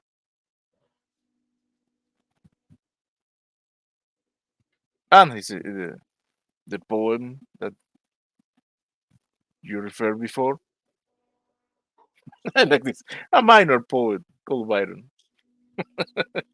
Yeah, that made me giggle. And then Gerry goes ahead and asks me, do I know who that is? I mean, I had English in school. Of course I know. But yeah, the minor poet made me giggle. It's he's being typically cheeky in what he says, but it is a small poem.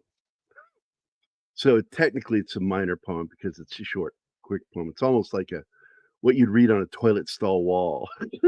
It's so short, like what do they call those?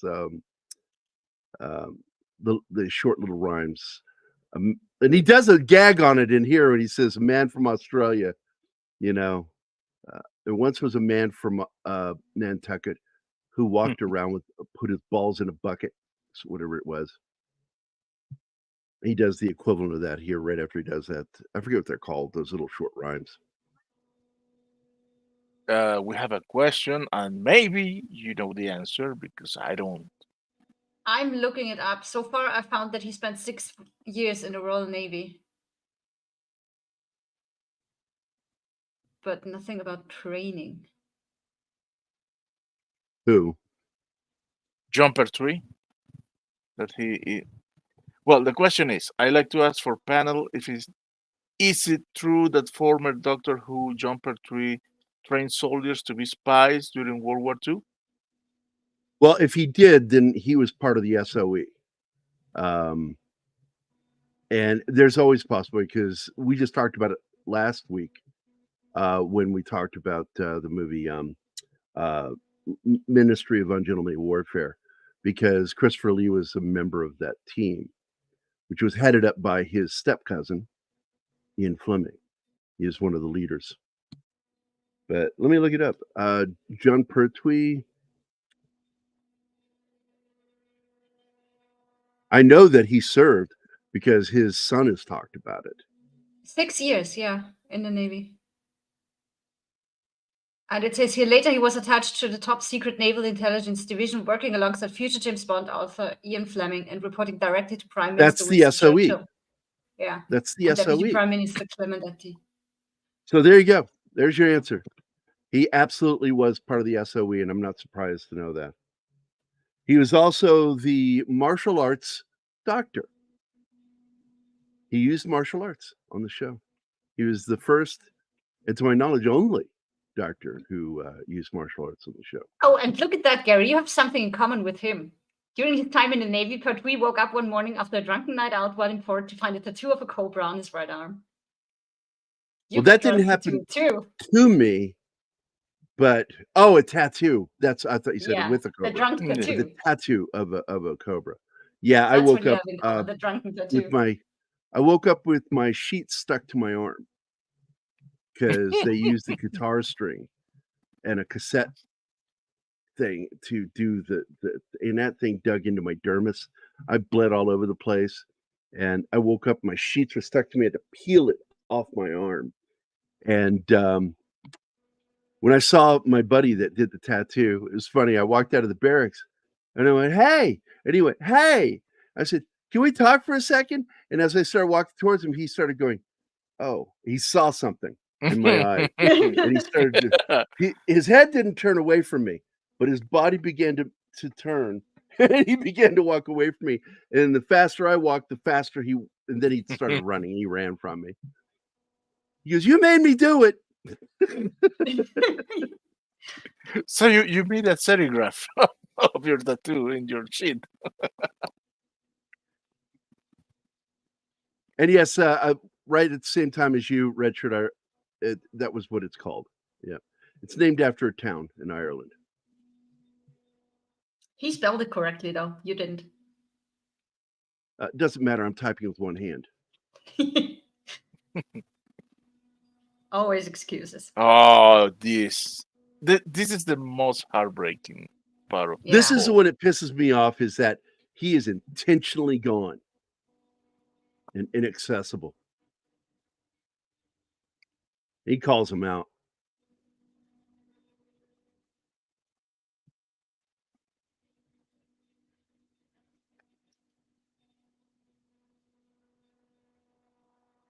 This is cowardly.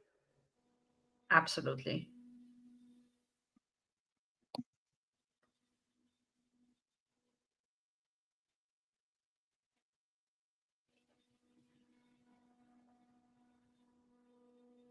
And knowing that this really happened makes you just so angry watching it.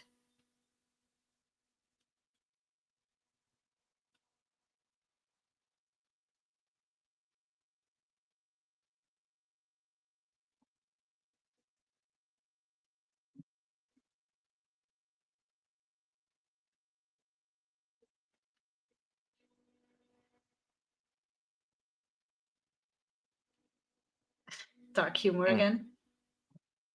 Yes, and notice they are making only two coffins. They already knew the verdict. I don't know. I'm not sure because Yeah, there's only so many people working on the coffin, so probably Well, they they would have made it also by the two. order would have been given for only 2. So yeah. Hmm.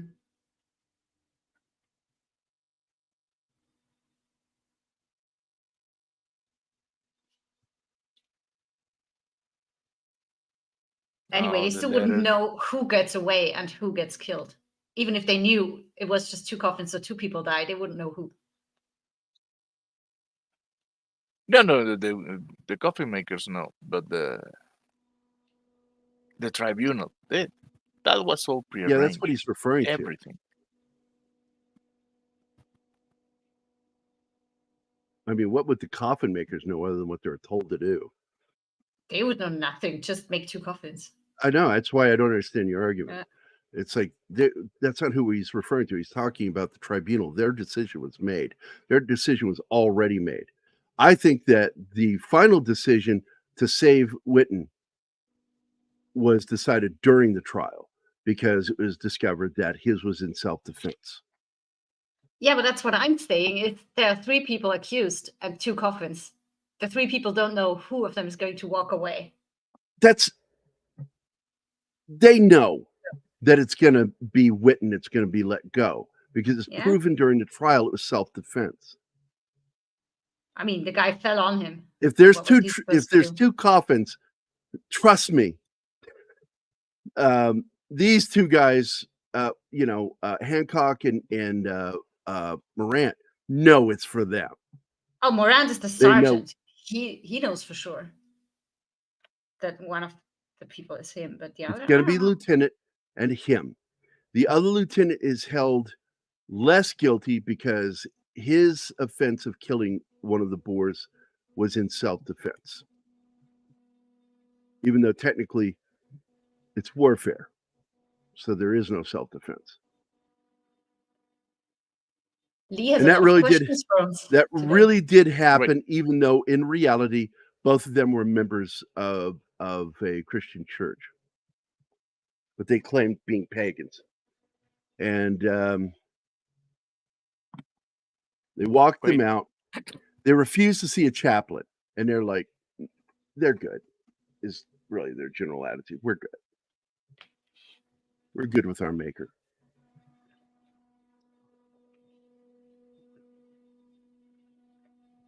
I like how And that really did happen. They walked out with their hands clasped together as friends, as the last Friends human until the contact end. that they would have. Yeah. Other than looking the guys in the eye who are about to shoot them. Yep. And they, they're offered blindfolds. They refused them. And they looked right at the men about to shoot them. And ironically, as I said, the men about to shoot them were the same men that offered to whisk them away in the night and help them escape to Portugal. Heartbreaking. And he really did say this right before they pulled their triggers.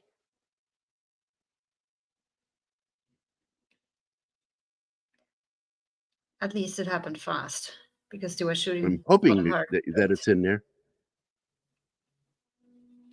I See, can't right now you remember if hear it. the poem in his head.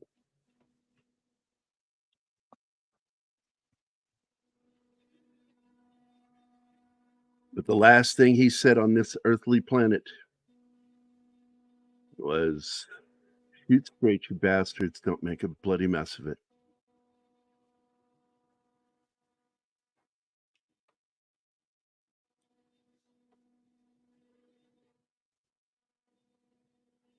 Man, I don't know. I understand shooting a traitor. I understand executing the coward. Man, I don't know if I couldn't do this one.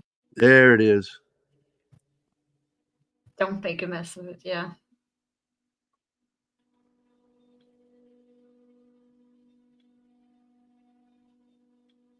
And when you see it, all the shots were center mass. Yep. Mhm. I mean, they offered to help them escape. They don't want to torture them. They want it to end quickly.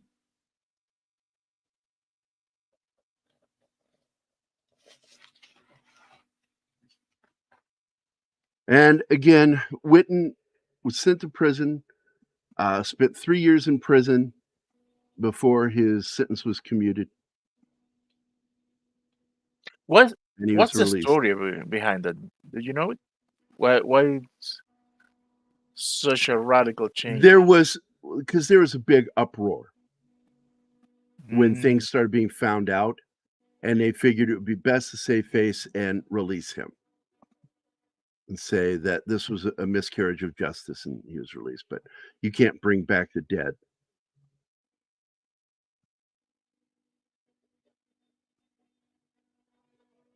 He returned to his law practice in Tenterfield, New South Wales. Though he lived as a semi-recluse, he died in 1945. Alfred Taylor remained in South Africa after the Boer War. He was appointed to a senior administrative post in the Transvaal. His end is sort of like Kevin Kline's end at the end of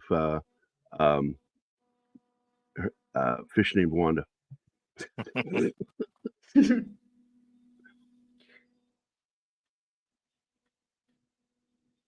And you think I'm joking, it's kind of like that, and it's in the same country.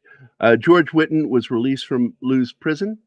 After serving only 3 years of his sentence, he returned to Australia and wrote a book, Scapegoats of the Empire. He died in 1943.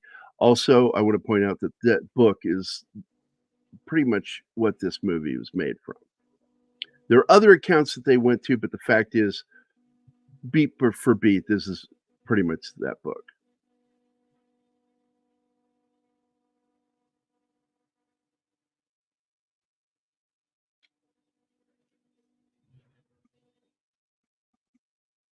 And I guarantee you, every single officer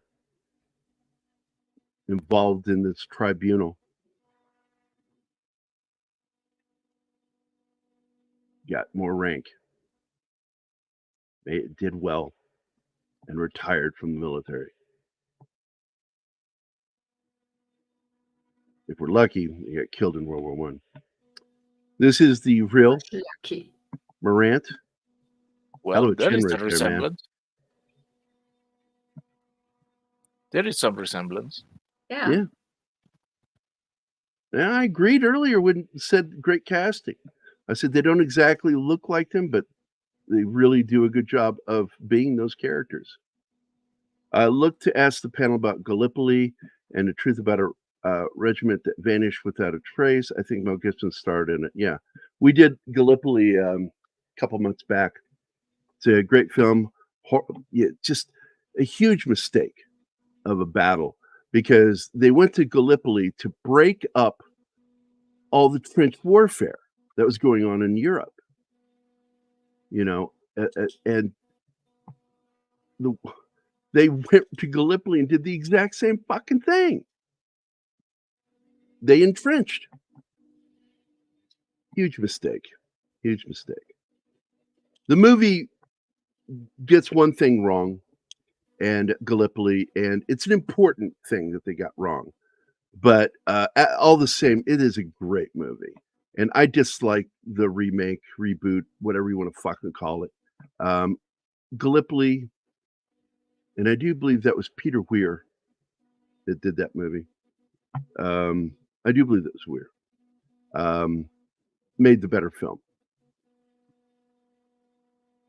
The same guy who made Year of Living Dangerously and Witness with Harrison Ford, which we're going to be doing soon.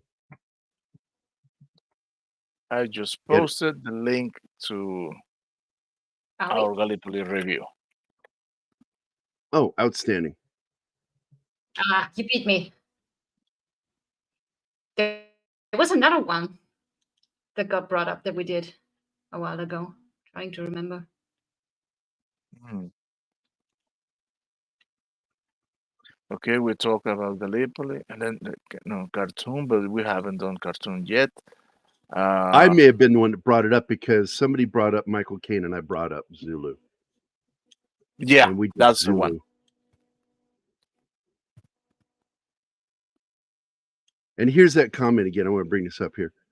Great actors that were right for their roles because their character development had an invested in powerful delivery in their lines, as well as really doing a good job of kind of looking like the actual real people. So it lent to the air of believability for the film. And I will admit it, I weep at the end of this movie. It breaks me. That's why I can't watch it very often, because it's one of those films that will always have that impact on me. And I just can only handle so much of that. It wears me out. Why I still haven't watched any of the 9/11 films, movies. Can't do Oh, it. I can't. I don't think I ever will. Just couldn't handle it. Redshirt says at Gallipoli, the leaders didn't order the soldiers to take the high ground after the landings, so the Turks occupied them and shot the Anzac liners to pieces. Yeah, it's true. Oh, Still, a I great just movie. remembered. What? Anima? Because you got mentioned that this movie is 44 years old and we're still talking about it. This link is our review of Flying Tigers, the first World War II movie Yeah. made. And that's just so in you know, 42. we talk about films because it is a 44-year-old film. You still talk about it, but I won't say that Flying Tigers is a film that really deserved to be talked about it, because the only two things interesting about it is, one, it's a John Wayne film. Two, it is the first real Hollywood war film, shot right after, like within months of Pearl Harbor. And I thought that some of the things they did were ingenious, but I don't think it's a very good film. It's like not very good. I'll tell you, Wings is a great movie, the silent film, and I'd love to squeeze that in somewhere because it's a great movie, and it stands up to today. And there are old films that do stand up to today. Back to Absolutely. Bataan is one of my favorites. Steel Helmet, because Don Ecker and I've talked about that movie, Steel Helmet. From Here to Eternity, what a great film. No version of the same author of From Here to Eternity also wrote Thin Red Line. No version of that film is great because I don't think it's that good a book. I'm He's so glad writing we about never did Thin Red he's Line. writing about when the Army got there. And the Army got there after the Marines had already done a bulk of the fucking killing. You want to see the best depiction of that fucking story, Thin Red Line, Guadalcanal? Watch The Pacific.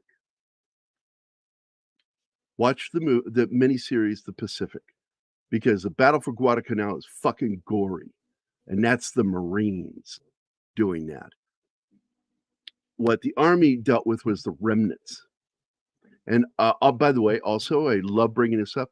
Guadalcanal is where the U.S. Marine Corps got the nicknames, because Bella Wood is where they got the nickname Devil Dogs, and Guadalcanal is where they got the nickname Gyrenes. And I've never fully understood the fucking meaning of that word, Gyrene, but that's where they got it, is Guadalcanal. So Marines got some great nicknames. They got like Devil Dog, Leathernecks, Jarhead. Jarhead is because of the high and tight. High and tight haircut is no hair on the side and just a ring of hair on top. So it looks like a jar. Armies get the same fucking haircut. We don't get that nickname. We get called dogs. Doughboy You're not is what cool we enough. got from World War One. Doughboy is our nickname from World War One. Doughboy. Who wants to be Okay. called a doughboy? It's like the only thing what? that pops in my mind is Pillsbury Doughboy, and giggles when you poke him in the belly. Army also, we did get grunts, and that's a shared nickname between the Marines and the Army, because grunt is a nickname for infantry. And U.S. Marine Corps and the U.S. Army, the only branches that have infantry. Bridge Too Far is another one I want to do. That's on the list, yeah. It's a great book, dude. What a great book. And I love that movie so much. When I told you that story of my limey friend, Ricky Checker, being at the house getting drunk and breaking down and talking about his experiences at the Falklands, and crying in my living room. We had just watched A Bridge Too Far, which is his and my shared favorite movie. And I'm trying to get him to join us to talk about it because, again, I'll probably have to be his translator because you might not understand what he's saying because he's deeply from the East End of London. He's very Cockney. He's got a thick accent. And I think I should be fine with that. But I love talking with him about that film. And I'm going to hit him up again today. Now I'm thinking about it. Because just what a great movie that is. And it has some great moments in it. I think the big mistake they made was picking big named actors to play small roles. James Caan was just not big enough to work, but Elliot Gould and Robert Redford were too big for that movie. Anthony Hopkins, Sean Connery is good in it. Michael Caine's good in it, but the best role Michael in that Caine film, is good in everything, Gerry. Yeah, there's no bad film with Michael Caine or bad performance. Nope. But I can tell you the best scene and best moment in that film was with Anthony Hopkins when he's up on that roof and everybody in that building is wounded. And the German walks up on the bridge with the white flag. He says, "My colonel wishes to speak with you about terms of surrender." And Anthony Hopkins looks at his XO and says, "Tell him to go to hell." And his XO changes that to, "Thank you. I'm sorry, but we don't have the facilities to take you prisoner. Thank you. Will there be anything else?" That was great. It's such a funny fucking movie, but it's tragic too. Mm. Thank you so much, Lee. I appreciate it, man. Always Usually good our to see panel's you. a little bigger than this. We got a couple. We have an Army vet and another Army vet and Marine. And I try to have military vets on the show other than me because I don't want it just because this show was created to give the perspective of the American veteran to military movies that talk about Americans or our allies. Even though we will talk about films that include the enemy. I'll never do Letters to Iwo Jima ever. I didn't like that film. I didn't like its sister film. I'm a fan of Clint Eastwood's movies. Don't like either of those films. Flags of Our Fathers or Letters from Iwo Jima. Just not interested in those films. Not good. I felt that there were better war films than that. I had problems with Sniper. Yeah. The military advisor on that is a hack. And you can put me on record for saying that. I worked for Dale Dye, the single greatest military advisor in Hollywood history for film. His films have won more Oscars than any other military advisor for a fucking reason. And they're fucking realistic. I dislike that guy's military advice on that film. I also am emotionally broken by what happened to Chris Kyle. And so I don't know if I'll ever do that show for those two reasons. Because I didn't like the film because of the military aspects. I think some of it's wrong. I've got two friends in that movie. Eric is in it, and he plays one of the Navy SEALs. And my buddy Fahim Fazli plays one of the Afghanis in it.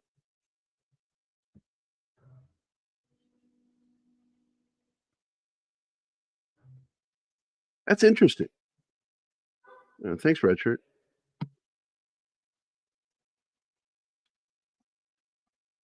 A little harsh. Sorry, I'm reading up the comments.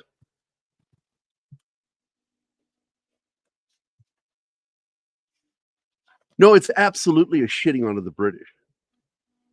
That is absolutely a very, what you would call a backhanded compliment. He was garbage, but he was the best they had.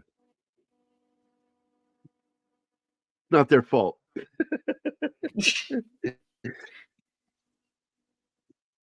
So, but anyway, Monty. oh, Monty was a fuckhead. There's an incident in the film that really did happen, that the British were breaking for tea when the Poles were parachuting in and getting slaughtered. And Gene Hackman plays the Polish commander in that. Great fucking movie. We're gonna have to watch it. It's period. It's just, but I think it's a 2.5 hour film. So it's one of those films you got to be ready for. Yeah. And plus, you know, the way Anima and I drink, we're going to have to take advantage of that intermission.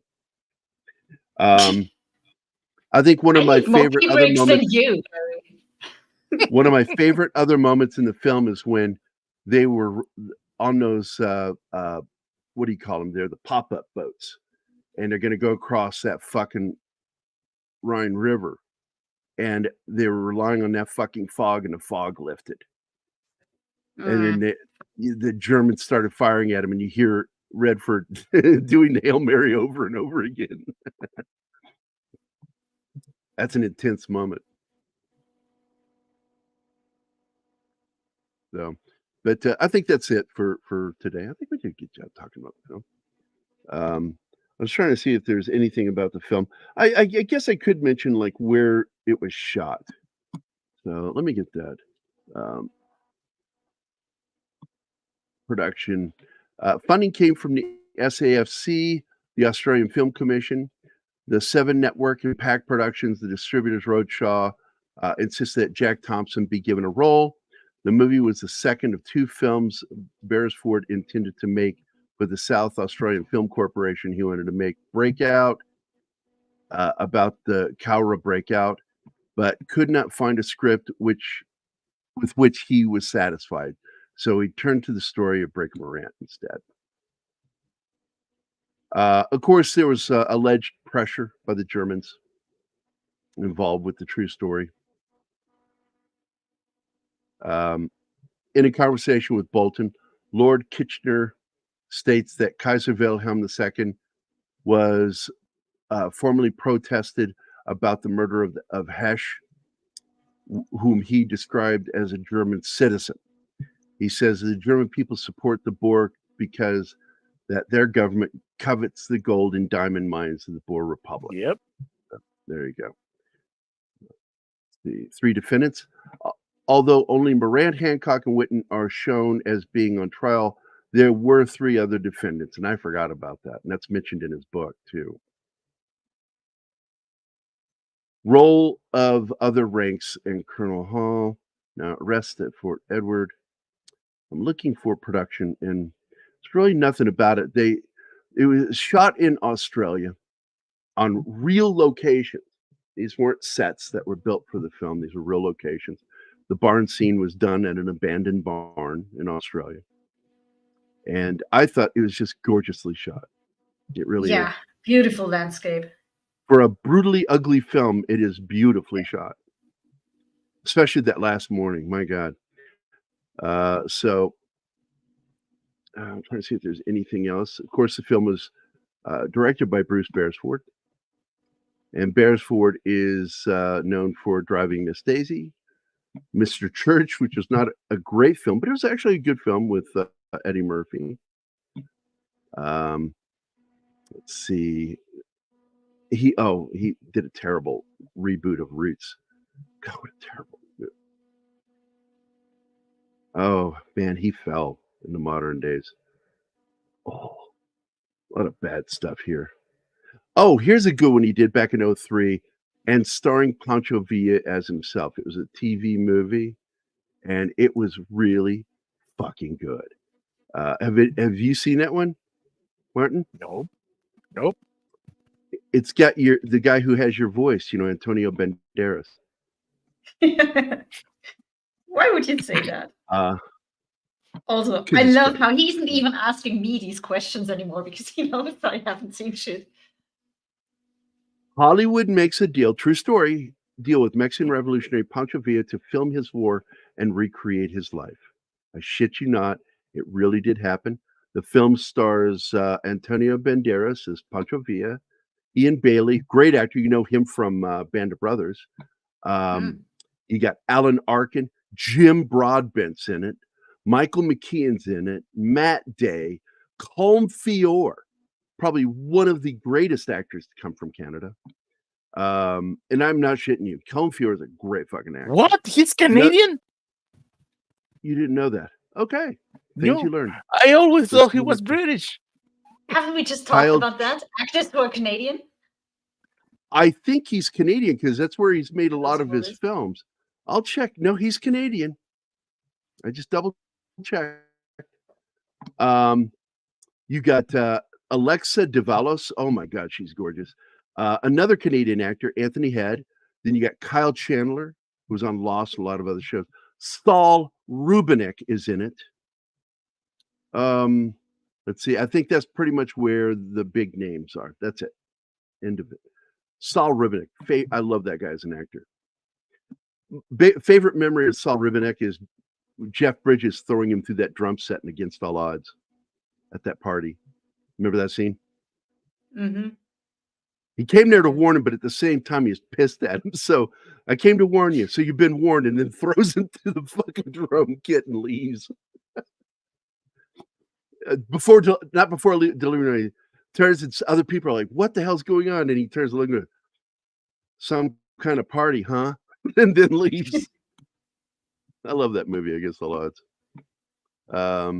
Which is, of course, a remake of another great film with Robert Mitchum called Out of the Past. Kirk Douglas is in it. That actress who had that palsy when she was young caused the freezing of the face. So she has that constant, what's it called? Bitch face. She was actually Resting really bitch nice, face. but she had resting bitch face. And ironically, there's an actress. I got to find it real quick. Out of the Past is the name of the film. I'll find her name. And then I want to point out a modern actress that looks just like her. Out of the Past. Jean Greer. And here's a great image of her right here. Present. Share.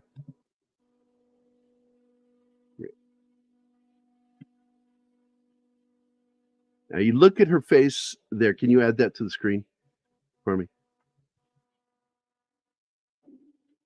There it is. Thank you. Now you see her right here. Look at her face right there. You can really get a good shot of the shape of her eyebrows, her eyes. This 3/4 profile is a really good way to get that. Now I'm going to show you a picture of another actress that looks like she is related to her, if not her reincarnated. But I got to find a picture of her from that period when she was around the same age. And my God.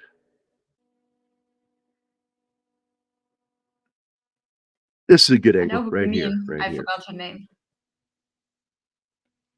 Well, I don't want to say her name. Okay, then. There we go. Cut. Now you've seen her face here, that actress. Now check out this actress and tell me you don't catch the similarities. It's Leah Romani. Leah Remini. Yeah, that's her name. And why do I keep forgetting the name? I had so much fun watching King of Queens. Yes. You look so much like her. But the reason why her eyes are so smooth and calm all the time is because she had that palsy when she was a kid. And it caused her to have like no expression around her eyes. But she is Jane Greer is a great actor. This is a great film too. One of my favorite noir films ever made. So there you go. And I can't remember. We've done Against All Odds, but we didn't do Out of the Past, did we? We should do Out of the Past. I think we watched both of them. Do that on a Wednesday. Well, I know we watched both of them, but I think we did Against All Odds on the show. I'm not sure. I think we did that on a Saturday. So, but anyway, Not going to sit here and try to figure it out on the air. So everybody have a good week. And don't forget tonight, I'm going to be on Don Ecker's Dark Matters Radio. That's 6 p.m. Central, 7 p.m. Eastern, and like 4 in the afternoon out in the Pacific side of the country, the left side of the country, left. So be live this evening. So I'll have to take a nap because I'm already tired. I'm worn out. I'm done. Don't want to do no more. But Here's your answer. We you talked guys about that have a great movie. today. We did. All right. So No, we did that's not. the end of the show, guys. I looked for it. All right. So we can do Out of the Past and Against All Odds. I love both movies. So boom, guys, we're out of here. Have a great day. Bye, guys.